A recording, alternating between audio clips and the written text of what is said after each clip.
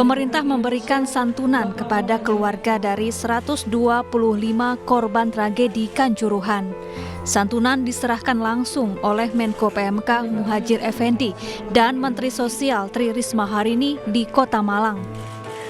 Masing-masing ahli waris mendapat santunan sebesar 15 juta rupiah dan paket sembako. Pemerintah juga memberikan bantuan khusus bagi keluarga korban yang kehilangan pencari nafkah. Standarnya adalah 15 juta per korban. Jadi kalau korbannya satu keluarga ada 2, kami juga berikan 2, begitu. Kalau ada 3 ya kita berikan 3, begitu. Standarnya begitu. Nah, kita berikan ini, nah kemudian kita berikan sembako. Tapi ada yang khusus seperti misalkan tadi bapaknya yang meninggal, kemudian anaknya masih sekolah. Itu kita tangani khusus. Sambil memberikan santunan, Menko PMK Muhadjir Effendi dan Menteri Sosial Tri Risma Harini juga menyemangati keluarga para korban. Usai menyerahkan santunan, Menko PMK dan Mensos bertakziah ke rumah sejumlah korban. Dari Malang, Jawa Timur, Oki Arisandi, iNews melaporkan. Ketua Umum PSSI Muhammad Iryawan dihujat warganet karena salam pembuka yang diucapkannya saat konferensi pers di Kanjuruhan Malang tidak tepat. Bahkan ada juga warganet yang meminta Iwan Bule mundur sebagai ketum PSSI.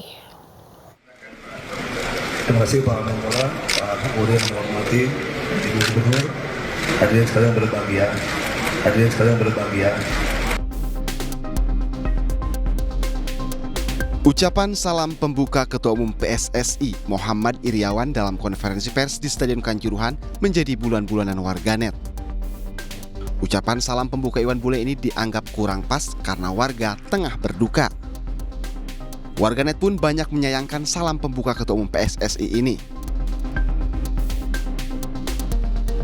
Akun Twitter Haji Umar Hasibuan menyebut publik tengah berduka, Ketum PSSI malah bilang hadirin yang berbahagia.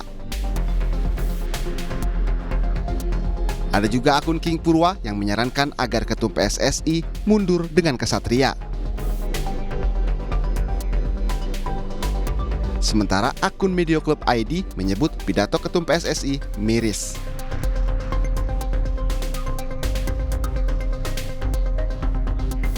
Diketahui kerusuhan di Stadion Kanjuruhan pada Sabtu malam lalu menyebabkan 125 orang meninggal dunia dan ratusan orang terluka.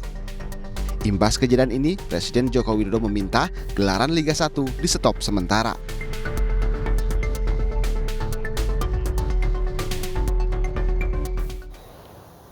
Sementara itu, pemerintah membentuk tim gabungan independen pencari fakta dalam menindaklanjuti tragedi Kanjuruhan yang terjadi pada Sabtu malam.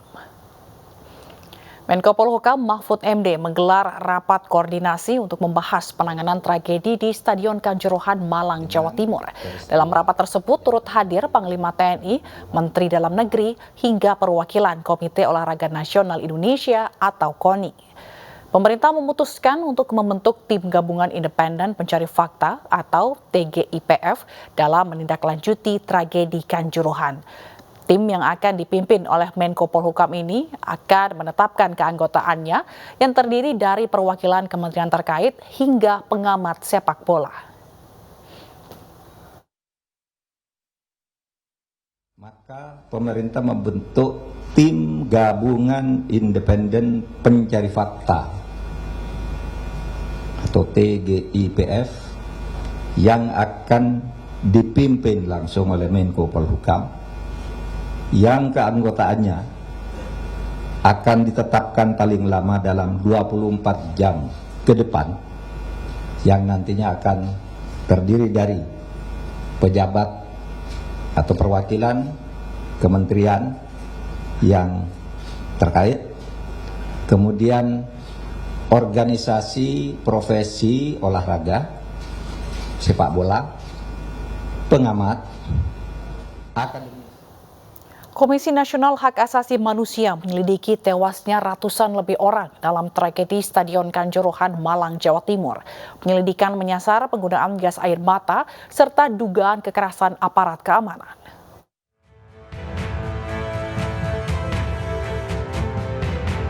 Tim Komnas HAM yang dipimpin Komisioner Penyelidikan Hoirul Anam langsung datang ke kantor manajemen Arema, meminta keterangan kepada manajemen Arema FC Senin siang terkait tragedi Stadion Kanjuruhan.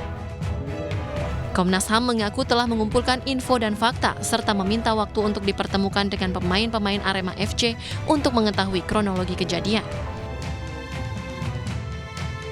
Termasuk mendalami penggunaan gas air mata yang memicu kepanikan supporter hingga sesak nafas, berdesakan dan berakhir meninggalnya ratusan lebih Aremania. Komnas HAM akan mendalami karakter luka pada para korban dengan mengumpulkan keterangan tim medis yang menangani.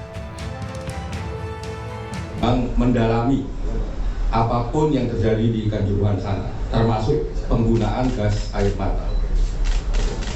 Itu agenda kami di Malang. Semoga peristiwa ini menjadi terang benderang. Semoga peristiwa ini tidak berulang kembali, tidak hanya untuk Arema maupun Aremania, tapi untuk seluruh supporter di Indonesia dan seluruh komunitas sepak bola di Indonesia. Dalam temuan Komnas HAM ada kekerasan serta penggunaan kekuatan secara berlebihan saat tragedi Kanjuruhan.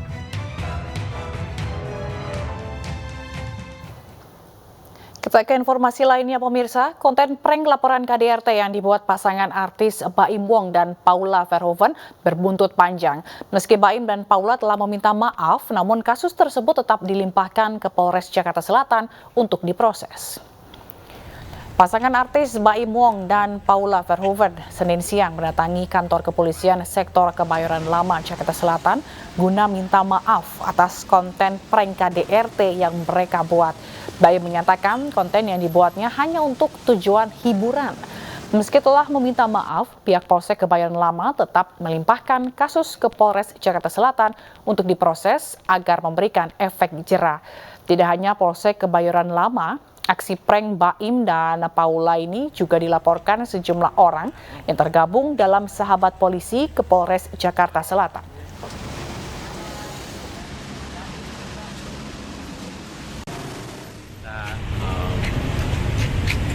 Pikirannya kita itu udah kenal, karena memang sering banget saya kesini dan juga